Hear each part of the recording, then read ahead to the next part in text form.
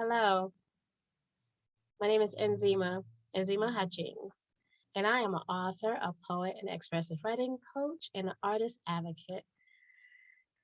I am so happy to be a part of this wonderful lineup.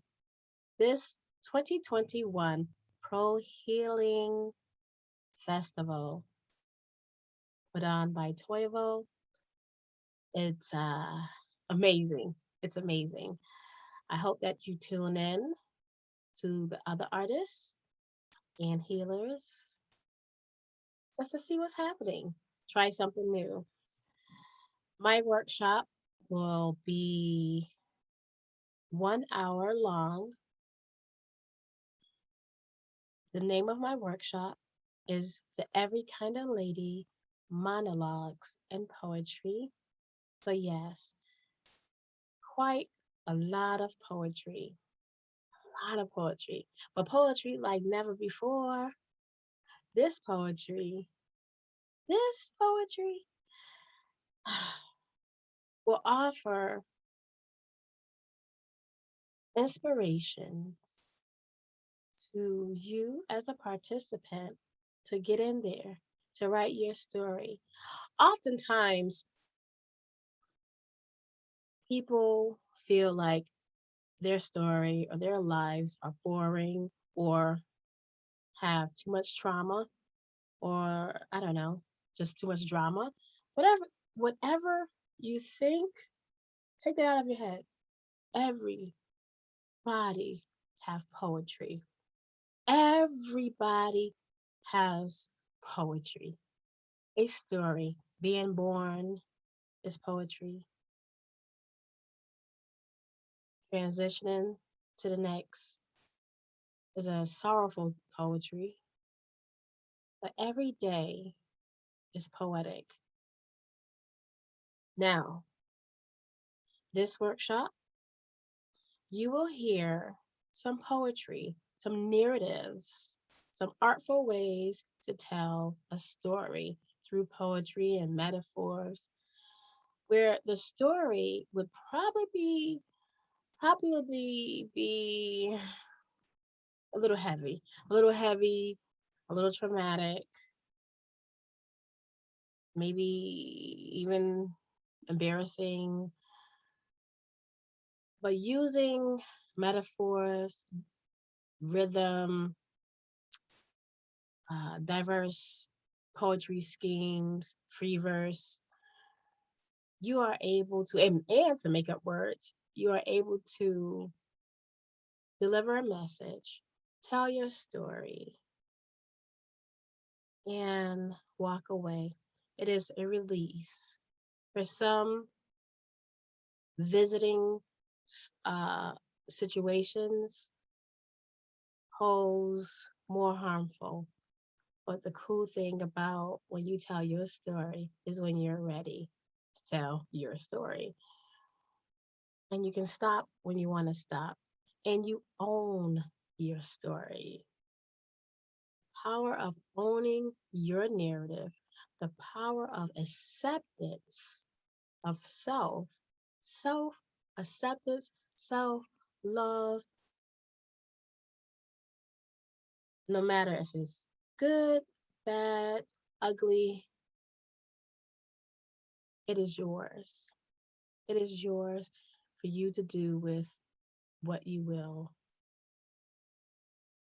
Some of us choose to keep everything hush hush and under wraps, and that is okay. Some of us find healing through sharing our stories. Now, what I understand, and I'm just going to make it plain, listening to my aunties or observing my aunties or my mother, women in my life, I've learned a lot. I'm just so grateful that they were able to share.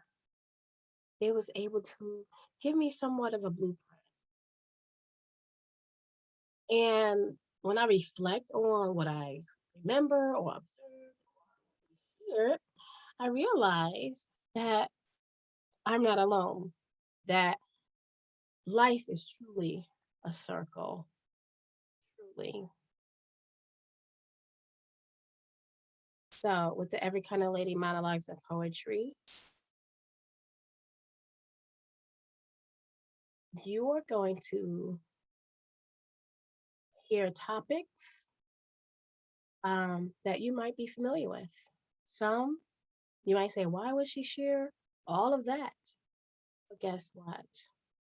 It is okay to share. I own this truth. I own my narratives.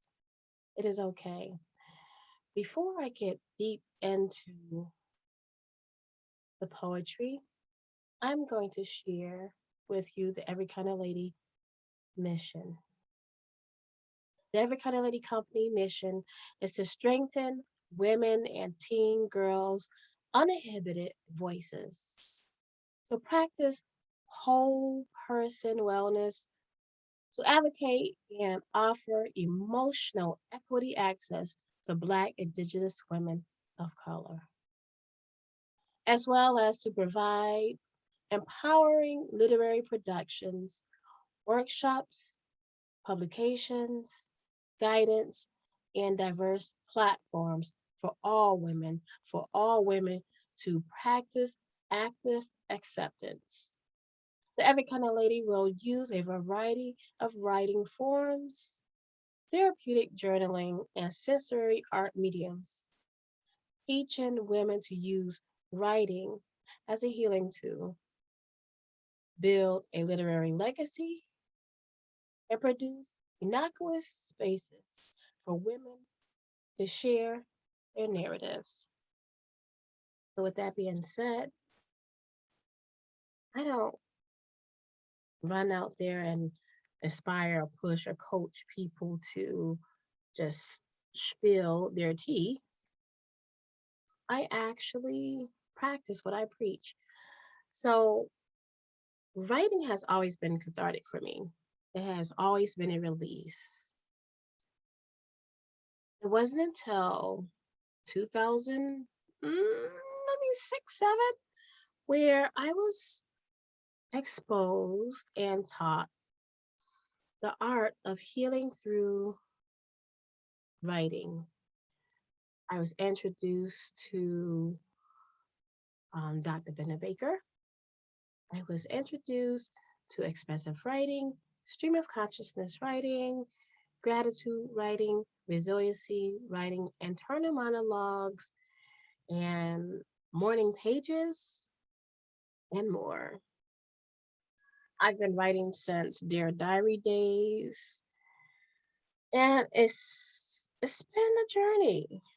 There are some of my writings that I've written a long time ago. Like people say, "Wow, this happening to you," and I'm like, "Yeah, when I was about some decades ago, old, younger, some currently." But what I understand, to heal through anything, we must greet, welcome, be in the know of what it is we're trying to heal from. What is igging you? What is weighing you down? What are the baggage that you have to unload? Okay. And then deal with it. Oftentimes, between shame, guilt, embarrassment, uh, whatever, we tend to shun away from it. I've lost a lot of people in my life in the last few years. Mainly, I have to say, I really felt the effects of healing using writing when my daughter passed away. Her name was Mia Hutchings. She was 16 years old. It was asthma complications and just much more. And it's been really tough, really tough. Every day I have to work hard to make the choice, to make the important meetings with myself, and to make the choice to keep going. The Every Kind of Lady motto is make the important meetings with yourself. I've been saying this for decades. You can hear me saying it on my podcast. You can hear me saying it on lives, on Facebook, social media outlets.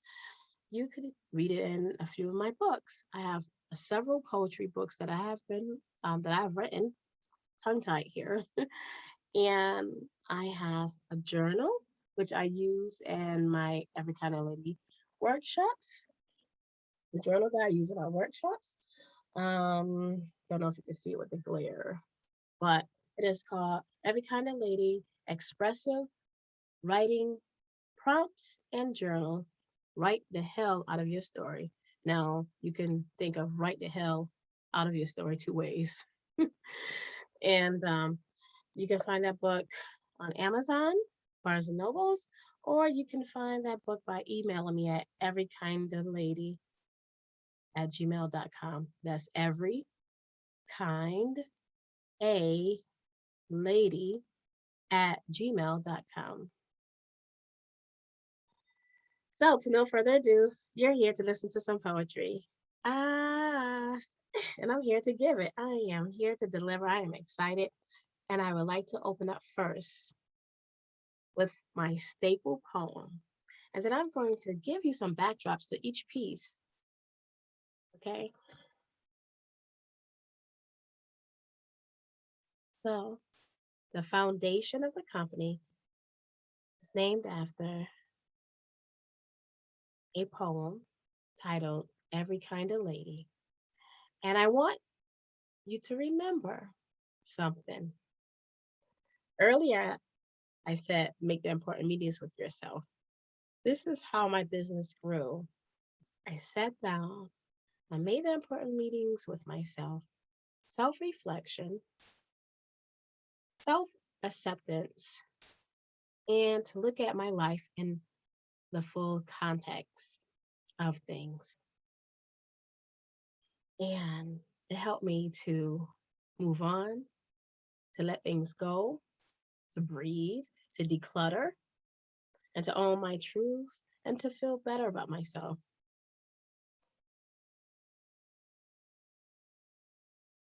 Every kind of lady.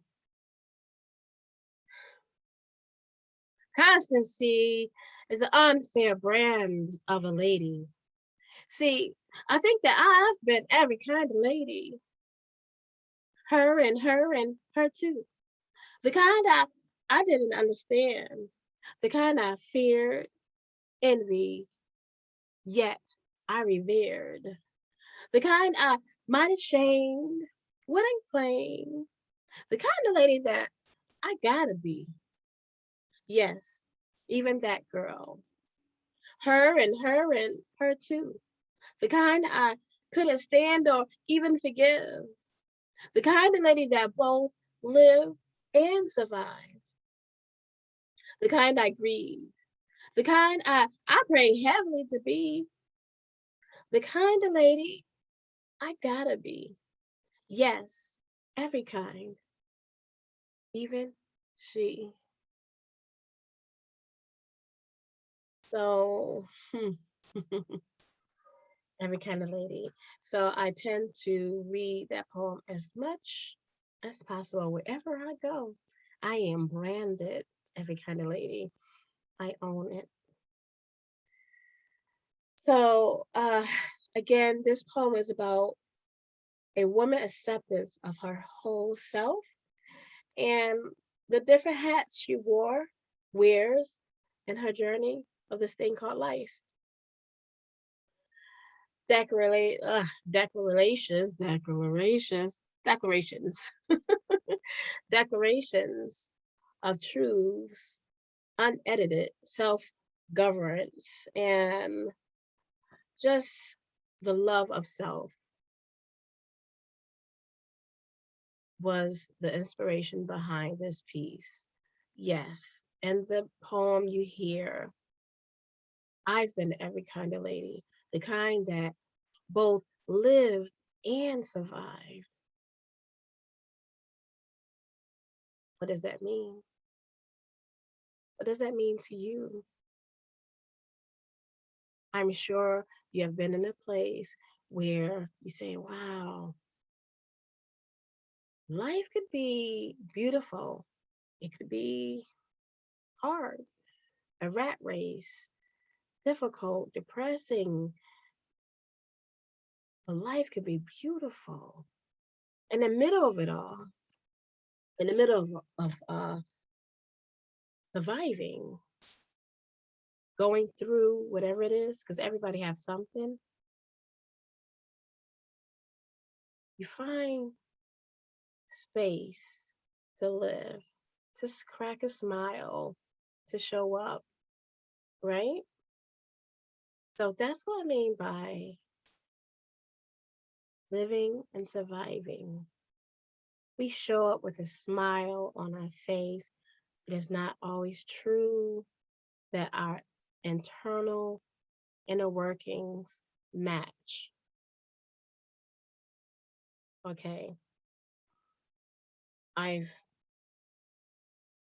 I have told women before, you know, there are compartments, there are places and spaces that are filled and tucked up underneath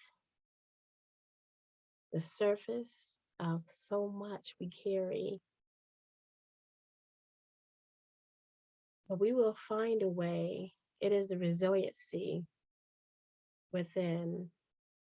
And some of us find it difficult. So if you were to take a pen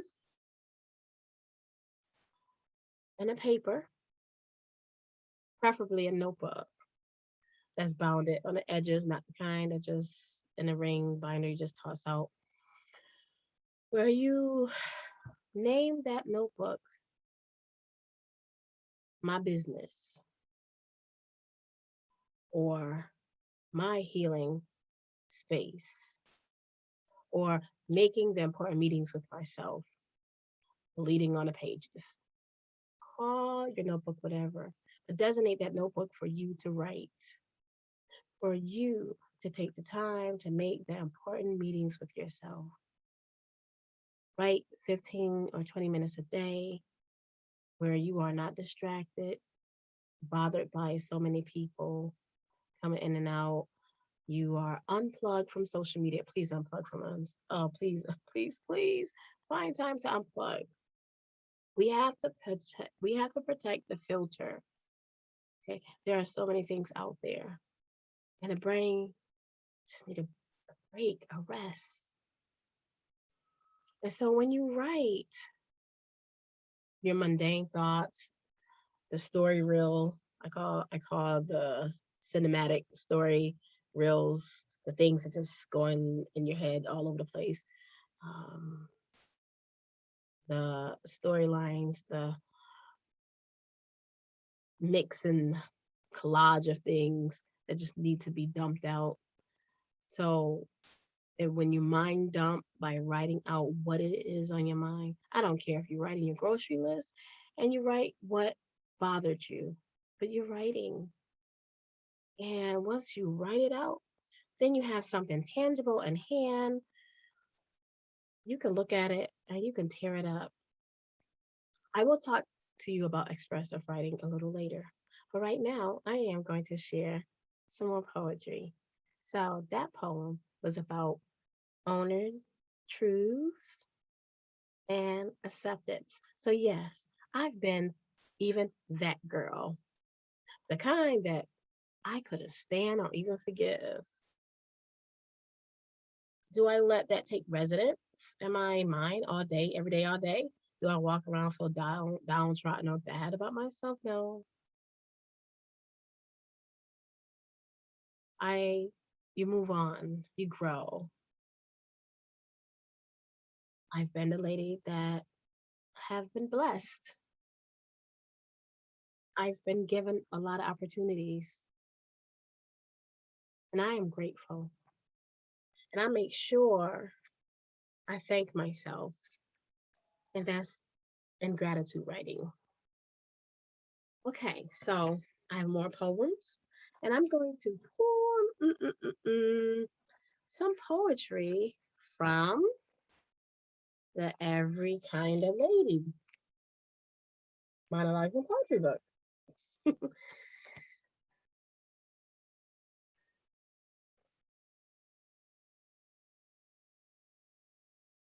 And I think the first piece that I would like to just jump right on in would be the poem Missing Smile. Now, I wrote this poem with the with a person in mind. Actually, two people in mind. I know two people who was addicted to, one was drugs and one was alcohol. And they both were in a domestic violence situation. And actually, I like to just say violence. But I guess when you say domestic violence, it it defines the type of violence. But violence is violence. Sometimes we like to put sugar on it, but that's for another topic. So, as I mentioned earlier, that I am a poet, I'm an artist advocate. I am also um, a sexual assault crisis counselor, and I am on that hotline answering lines. I am also on warm lines. I am an advocate to help women who have suffered through human trafficking and other things. And so this was dear to my heart to help bring awareness about how easily it is to see someone move from one status to another based on circumstances. How easy it is for people to fall into the cracks without well, because they didn't have help. People turn their faces away, and it's not because people are mean most of the time. It's because people they're they have their own stuff, and or they just don't know what to do with it. But as an advocate, I know you just need one person to understand, to listen, and to support you, and to help you. Again, this is called Missing Smile, and I am telling a narrative. And the two people who suffered greatly, one has passed away, and it has hurt my heart.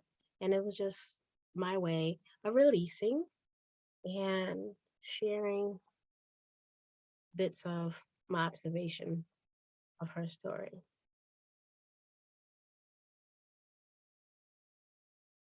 She can't seem to find her smile at the bottom of her glass anymore. After she lifts her head and neck out of that bin, she shuts her eyes and drops down her chin again. Imagine if she can't see out, no one could see in. Her grace once framed the most envious stares in other women. From the sight of her grin, men's hearts used to lit in sin, and buy her a fine wine or gin. She used to be first class, a lady with a jazz. Slices of limes, salted rimmed glasses, green olives and cherries adorned the kiss of her lips, and nothing could ever tame the dance of her hips. Now her profile mirrors x-rays filled with negative spaces. Everyone now in her graces pity her storyline told in her face and turn their faces. She can't seem to find her smile at the bottom of her glass anymore. After she lifts her head and neck out of that bed, she shuts her eyes and drops down her chin again. Imagine if she can't see out, no one can see in. She was the kind of lady with the song in her stride, and if the blues was at play, nobody ever knew. She hides the bad alongside nips and jacks and cognac bourbon with her bright colored bags, reds, purples, and blues.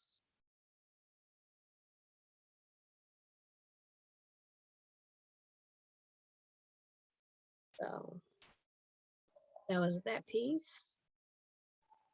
I use uh, colors to symbolize the red, black, and blues for the domestic abuse. And the alcohol and the blues as like the blues, and so on is sad. And I don't know if you ever done this, but I'm imagining a lot of us have, but as kids, you remember hiding, putting your hands over your eyes, right? And you think just because you can't see anyone, they can't see you. So as adults, we do the same. We just stop showing up. We stay in the house. We hide. It's in our walk, our clothes, our voice are muted. So that was that piece. And I have another one that I would like to share from the same book, Every Kind of Lady, Monologues and Poetry. This piece is called Woman to Woman. Release all those bags.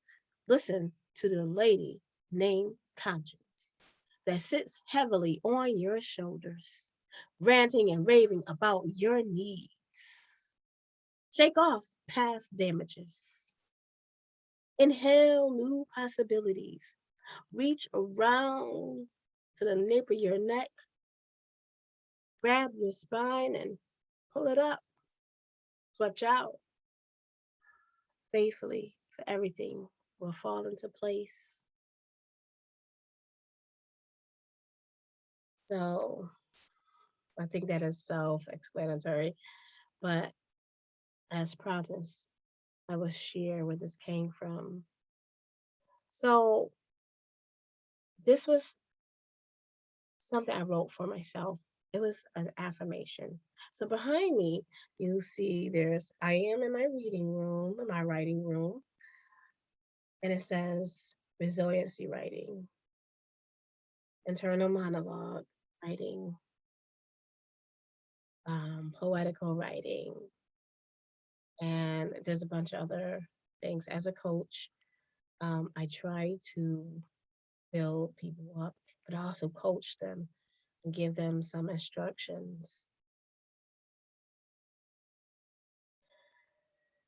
And I never like to just put things out there without testing it out. So for myself, uh, I told myself I need to shake off some past damages. I need to straighten up, not be superwoman. No, no, no, no, no, no. I am human. I am vulnerable. Sometimes I cry, sometimes. I am soft one day and hard the next. But I am not superwoman. But I do understand the importance of self care and positive affirmations. So, about affirmations or speaking in affirmative voice, there's inspirations and affirmations. The affirmative voice that you want to carry is speaking things out into the universe in the present. You want to speak as if everything is happening or going to happen. For example, I am going to write a book. Not, I might write the book if I have time, I will try. You see all of those little negatives? Well, the heart hears that. Yeah, the heart, your you hear that. You don't need no distractions, nothing to take away your motivation. So you speak positively in the present and the future, and as if you know with confidence it is going to happen. So try writing positive affirmations in the affirmative voice daily. If it's just 2 lines, I am, I will statements. Okay. I'm going to keep going. Hmm.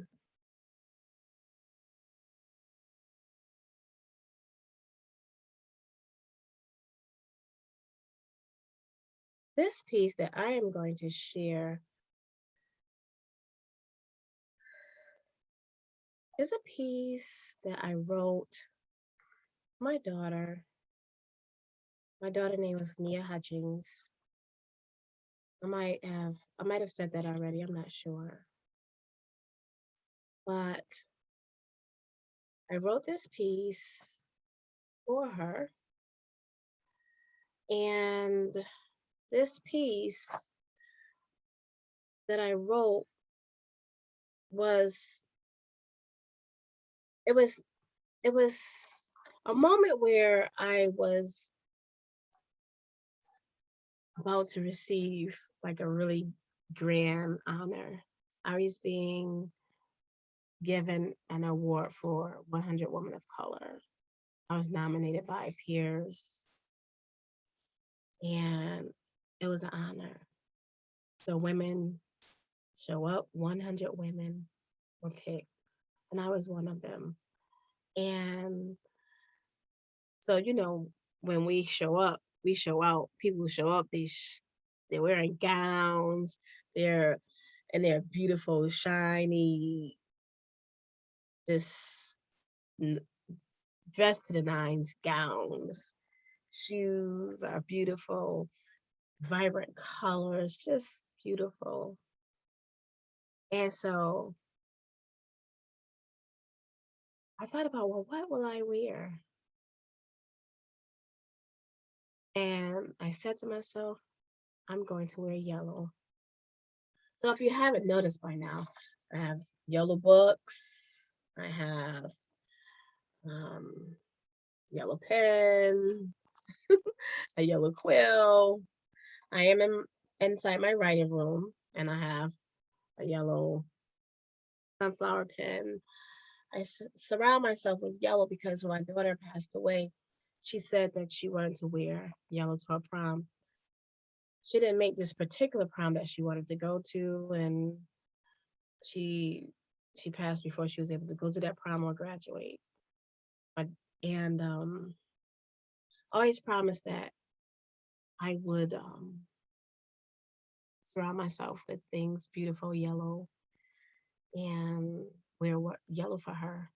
And that was a great event to wear it. It was like the event that most mothers and daughters will want to go together. And so, okay, so my life Ankh earrings is getting stuck in my hair. And so, again, I wore a yellow dress for her. So this piece is called A Yellow Dress for Her.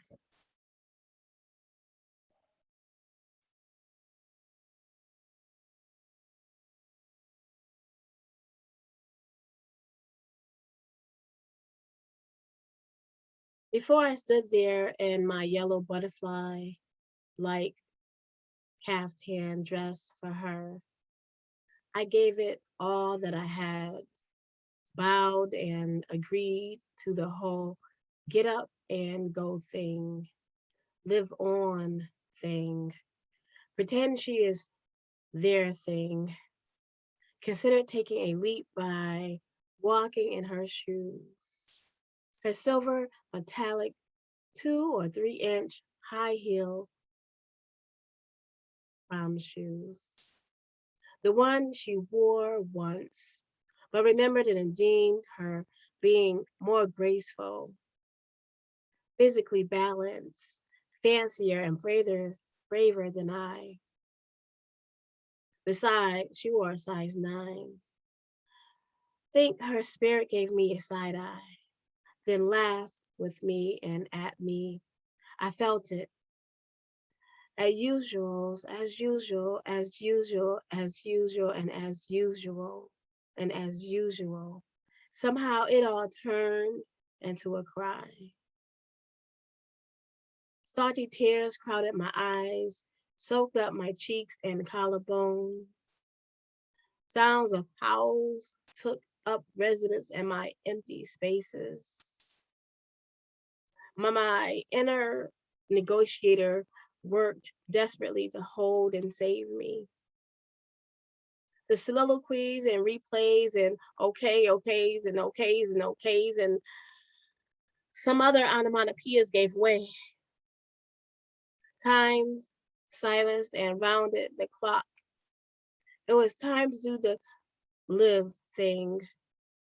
My toes, my toes touched, stretched, open, slipped, and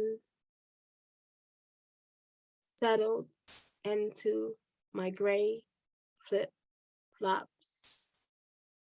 My hands joined in, started wrapping my locks favorably and delicately and shiny satin. Then I stepped out, accepted my reward, tasted a moment, assembled grace organically, smiled and cried inside too. Onlookers never knew. They never do. I make it picturesque. I took the picture, stood there, arms wide open, in my yellow butterfly like caftan dress.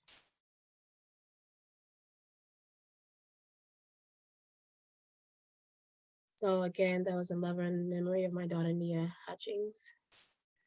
And so some of the repetition was because this was not an isolated moment. So favorably, I will always get into doing something. And when I'm in the middle of smiling and doing things, sometimes I find a little sense of sadness, but yet releasing this piece, I have an opportunity to share my journey. See, a lot of times we participate, we show up, and people don't know what's underneath the surface or what it took to get there. Reflecting back at this, reflecting back on this day, um, I remember, I remember how hard it was to get dressed because I was going to wear a yellow gown for her. So that day went from honoring her to receiving an honor, an award, to feeling worthy or feeling a connection or doing something. It was a lot that day. I I really did cry and howl and so healing doesn't mean well uh you got this thing down, that you're perfect, that you don't feel anything like, oh, I'm healed, I'm a healer, and I don't have feelings. No, that is not. That is not true. You are always healing, needing, fixing, connecting, releasing, moving on. You find happy, you make choices. Um, and I even laugh um, thinking about the idea, the whole entire idea that I thought about putting on her metallic silver tall stiletto high heel shoes. First of all, I wear like a size 8. She wears a size 9. And I don't do well in stilettos. And I just gave up and I put on some flip flops. The dress was really long. You really couldn't see my feet, but I wanted to wear her prom shoes that she wore at her previous prom. And so in doing so, it was a complete mess. It was like, I can't fit these shoes and they're too tall. And I was going through more, put myself through stuff. And then I just laughed at myself. And so the part where I say, um, I considered taking a leap by walking in her shoes, her silver metallic 2 or 3 inch high heel prom shoes, the ones she wore once, but remembered and deemed her being more graceful, physically balanced, and fancier and braver than I. Besides, she wore a size 9. Think her spirit gave me a side eye. Like I imagined, I really did to her. Just look at me like, mm-hmm. What are you doing, mom? Don't try it.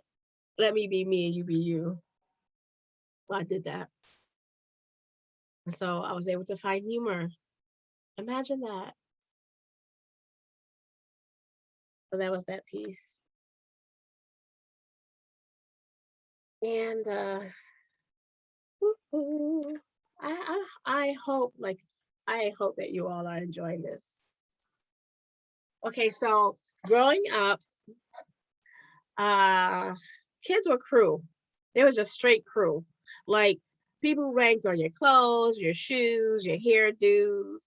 They ranked on your mama, your dad, or whatever. Um, just if you didn't have something and everybody else had it or whatever. Kids was just cruel. You was too short, too small, too skinny, too big, or whatever that is anyway, really, right? And well, for me, I recall being picked on for my complexion. Colorism is, oh my goodness, is a bad thing. I love the skin I am in. I love the skin I am in. Okay. And I just wanted to make the announcement that sometimes you have to flip those cruel things over, turn it around. I was called Blackie, um, some other derogatory names, but Blackie was one. And I was like, well, they didn't say, Blackie with big this or small that. It was just the color. And at one time as a little girl, I thought, well, if I was lighter, you wouldn't have nothing on me. And then I remember when I got a little older, people would say, you're cute to be dark, or you're a cute little dark girl, or I'm like, wait a minute, why does my and why I have to be cute to be? Does this mean that most of people that are dark are not so cute? So I decided to flip it around and I wrote a poem. The poem is called I'll Be Your Blackie. Yep, with all the attitude. I'll be your Blackie. Blackie defined. Blackie is beautified, audaciously balanced in the galaxy, the epitome of unapologetic femininity. Blackie is love, modesty, warm fires, shiny stars. Blackie is all natural, feared. Blackie is cleverness, cultivated chakras, energies and hues, dark and light, powerful. Blackie is kinetic, life symbols, ethereal, fruitful gardens, envied, revered, and bitten. Blackie is indigenous, queen, mothers, and daughters. Blackie is everything. I'll be your Blackie. So that is a narrative. So now you're like, so you heard how I flipped that, right? That was cool, right? I like that piece. And with that piece, I was able to showcase turning, I don't know, the whole cliche, the whole word of turning lemons to lemonade. Um, Not that I was ever a lemon, but that name was it was deemed a horrible thing. And I was like, you know what? I'm going to tell you what you really was calling me, and redefined it. And I found great power and healing in that, owning it, celebrating it. I gave it purpose. I gave it a new light and a new attitude.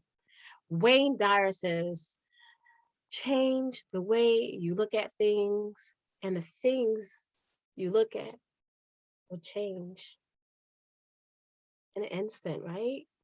Right? Think about that. The thing is all in perspective. And in this case, kids gonna be kids. Kids, they're gonna find anything.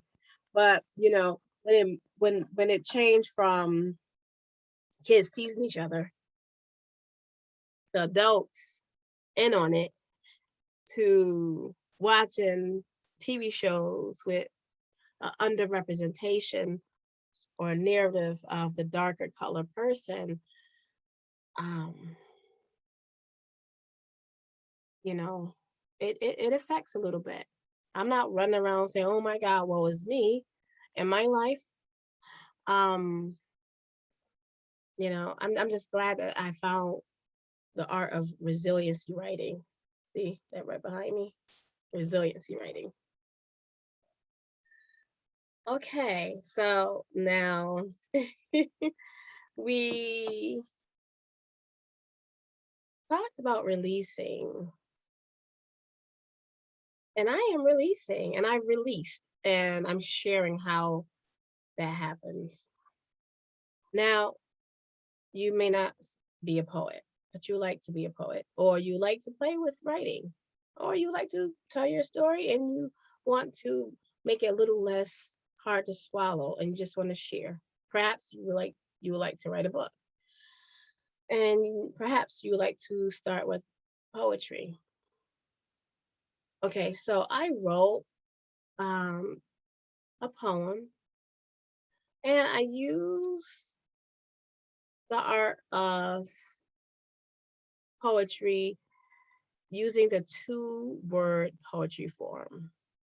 Okay, so two-word poem is literally using two lines, two words in one line. Okay, so you can write a long poem, but at each row, each stanza, each line, it is just two words. Okay, and so I am going to tell you word for word how to do that.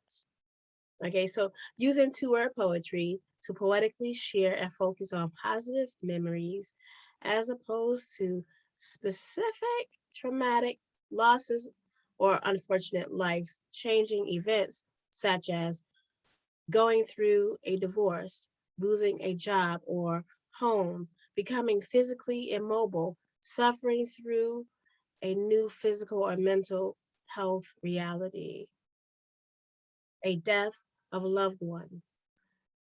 Helps to balance thoughts and emotions and perspective. Longing and sadness is normal when you go through things. It is normal. People say, "Oh, I'm crazy," or "I'm this," I'm not. I use words like that's not even a proper word to use.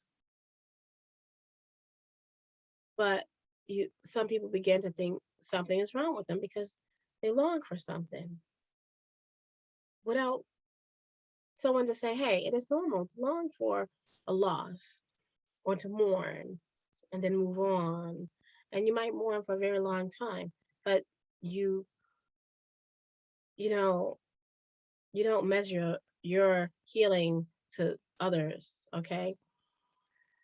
The idea of writing and releasing is for you to heal, tell your story, to have something tangible, build your literary legacy. And if that's not something you desire, you just want to write and tear it up, have something tangible, and just throw it away and move on, that is something you can do. So for me, I wrote a 2-word poem. The title of this poem is Dance Recital. Now, I use the 2-word poem to tell a story. It's more so a memory. It's a beautiful memory, a memory that I don't want to lose. And and so here goes. And I'm going to tell you again how to do that. Again, dance recital. Warm ups, pink leotards, point shoes, graceful arms, leg bends, bodies twirls, 16 girls, butterfly wings, hands claps, another dance, kisses blown, dads smile, moms crying, curtain closes, trophy shines, she smiles. Now, why would I want to forget that, right? This was a 2-word poem describing my daughter's dance recital. Again, that is one of the most traumatic things that ever happened to me. And it's so every day I heal through it. And it's only been 4 years, and I don't apologize for it. That is a memory I never want to forget. Like when I read that, I actually can see the leg bends and the all the dads and the moms smiling and crying, and the kisses blown, the butterfly wings, and little jazzy costumes. You know,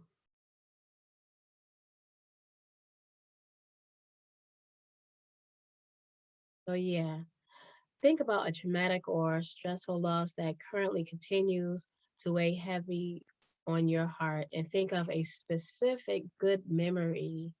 Think about that. Think of something good, a specific good memory before the loss, and write your own 2-word poem. Remember to use positive descriptions and only 2 words per line. So using a lot of describing words, memory, positive words, 2 words per line. And you can be a poet of writing 2 words poetry. So yeah, I tell you, I really enjoyed writing that piece. I have a piece that I would like to share. Now, the news could be toxic. Like, I have to take a break from news. Like, no. So I might look at the news once, twice a week. Not, I used to watch it every day. You have to be careful for what you filter in. And that's for me. Some people need to watch news once or twice every day. And I'm not judging, I'm just saying, for me, um, it was pouring into my quiet, peaceful spaces. So I remember sitting in a cafe and at an environment that I love. I love cafes. Everything for me is cafe, cafe, cafe. I have a podcast. It's called Every Kind of Lady Cafe Hour. I love cafes. I love teas. I love the jazzy music. I love the lighting. I love everything about it. Matter of fact, so I wrote a whole book called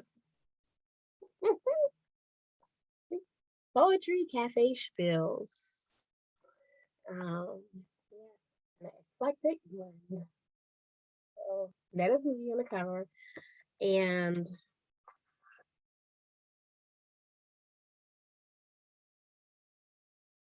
I released some feelings. I remember I was sitting in a cafe. So in this book, there's a lot of observations because, poets, we are people watchers. We watch everything. And I remember reading about a person being let out of the let out of prison after 25 years. And that must have been maybe the second person in that year.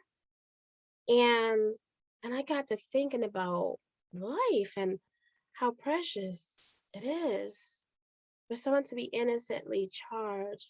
They was innocent and charged with a heinous crime and spent 25 years of their life in prison. That affects the entire family. And so with understanding great loss and understand there is no money, it affected me so much so that I was sitting in the cafe. I ordered something and I had to walk out because I got upset and I left my order. I left my order. Yeah, I just left my order. And I never forgotten that moment.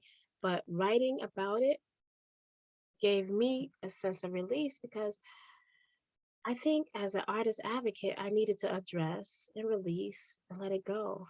And I remember to make sure to protect the things that I let filter in my quiet and peaceful spaces too. So in my environment, in my space, in my muse, and my everything, I was affected. This piece is called Cafe News, a redundant report.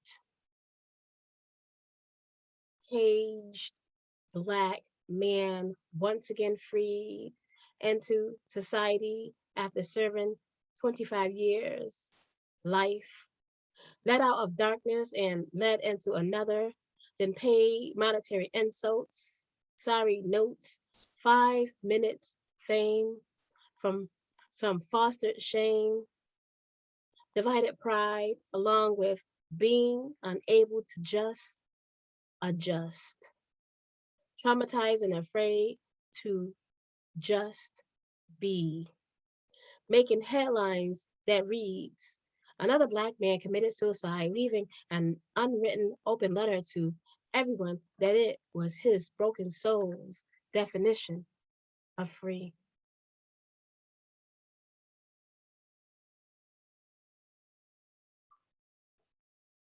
Yeah, so that was that piece.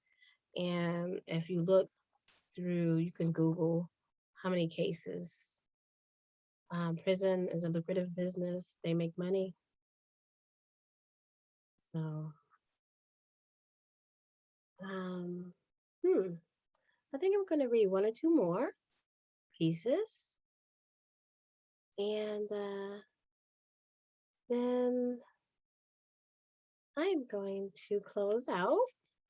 But I hope that you are understanding and following narratives.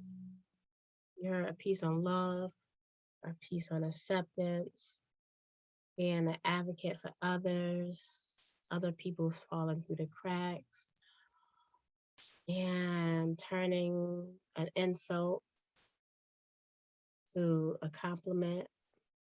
So if you heard some of those pieces, and with that being said, I hope that you will feel motivated to share your own narratives, poetically release There is a form of writing called expressive writing where if you're upset in a moment, where you could actually start to work through the healing process.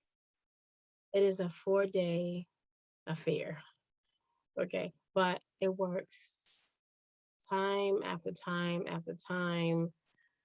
We face different things, okay? Everything is subjective. Not the same thing works for everybody. But in this 4-day process, you just need to take 15 to 20 minutes for yourself. Make the important meetings with yourself, the every kind of lady model. Make the important meetings with yourself and use writing as a healing tool and ink well. And so, how to do that on day one, you just pour and bleed out your feelings. You write wherever the story starts or begins for you. You're writing primarily feelings. You're not worrying about no one else's feelings. You're just writing. You're writing for yourself. You write it in a quiet space, a space where you are not distracted. You are not writing to prove that you are a wonderful writer. So you're not worrying about editing. You are not worrying about anything you learned in grammar school or English class, okay? Do not worry about dotting I's and crossing T's or misspelled words. It doesn't belong there. No one cares. This is for you. You just need to get your feelings out. You need to bleed on paper.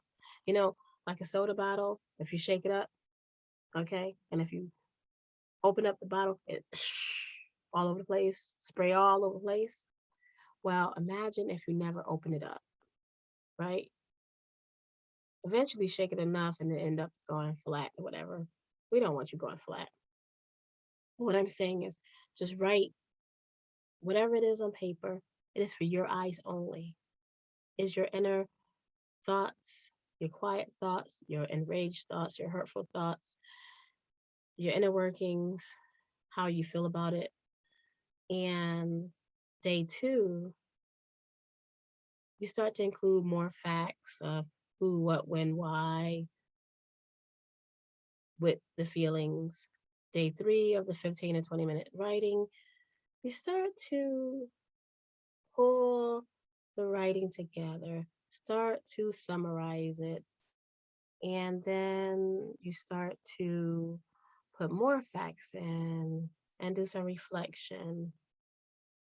You start to wonder, was that situation that big of a deal, or do I need support, help? You know what I mean? Day four, you draw a perspective. You find a benefit in new information. Hopefully, you have a new perspective. Okay. So you write, and you write pen to paper. 4 days, 15 minutes per day, not 4 days straight, of course, but that's what you do. Okay. So again, that was a piece that um, I wanted to share, and it has nothing to do exactly with my personal narrative, but it had everything to do with how I was affected. So it became my narrative, right? So I want to tell a story, a really quick story, and uh, and that is something you hear people say, right? Well, you could tell a long story in 1 or 2 pages poetically, and release stuff, favorite word, make up words. I wanted to share a story about the, the American Muslim. We have so many religions in the United States. This one focuses on the Muslim female. an African American Muslim female, and her journey. It's a little snapshot, but it's her story, and it tells a story about culture. And it's beautiful to not just, uh, it is beautiful and rewarding to write some things you feel good about, right? This piece is called Modest Spills. Farah, Shakira, Khadijah, and Aziza spilled out their beauty. First, Maghreb and the fourth prayer of the day greeted them. After the completion of their prayer, they said Assalamu alaikum to each other. I uttered peace be upon you because, see, I knew the lingual. Next came out the sweet tea, sweet potato pie, and bean pies. Their clothes were fly, colorful and ultra feminine, grace unbelievably genuine. The flows and glows were divinely incredible. The interchanged urban slang with Arabic, their face, all framed uniquely with wraps and hijabs, light and royalty dripped off of them like a scene in Coming to America or Wakanda. I even felt the urge to cross my arms over my breasts. My lips spilled the words forever. My heart was without rest, moving and flipping and moving and wondering and questioning, how do I get in? How do I become a Muslim? So I chose that piece because I wanted to share um, that when you bring your story to the table, we bring a mind, our body, our spirit, and our soul. And there's stories behind all four. Imagine bringing all of life's stuff to the table, right? And so you have a full plate of stuff, and you bring it to life's table, and you lay it on the table, correct? One of the legs was missing. What would happen? Your stuff would shift off, right? So imagine each of the posts to the table were representing one the mind, one the body, one the spirit, and one the soul. And if one of them is missing, uh, and you lay your plate of life stuff on it, sometimes it is a great shift. You start leaning heavily. You ever feel sick and you say, "Oh, I don't want no food. I'm too tired. I don't have any patience for you, nobody. I want to be alone." So now social things are affected, right? So we start to lean on, just like if, say, if you broke a leg and you start leaning on the other leg more. Now your other leg is starting to take a lot of the weight, and now that leg hurts. So it is important to try to find that balance. And mainly the message today with every kind of lady monologues and poetry, or poetry and monologues, is to make the important meetings with yourself and to release. Find avenues and ways to heal. Find a way to let it go. Share your narratives, share your voice, own your story. Have fun with it. Be it traumatic and you want to talk about it, but you don't want to talk all about it. Then give a snapshot, touch and go, you can do so. Remember, dance recital, 2 word only poem. I was able to bring forth a positive memory to hold on to forever, to look back on Yes, it is traumatic. It is a traumatic loss. But I'm able to look back at that, train my mind to look back and to exercise. It's about exercise now. To train my mind to exercise, to dig in and the good things, to have those laughs, those remember wins, and things like that. I will not lie and say I don't have those crazy, out loud, screaming, howl from the pit of my stomach, howl type cries, because that happened. I'm okay with myself. But I tell you, when I lean on exercising, on writing about a memory, I have a whole entire book. Okay. One book that I have put together was called the Weebly Two-Word Poetry Book.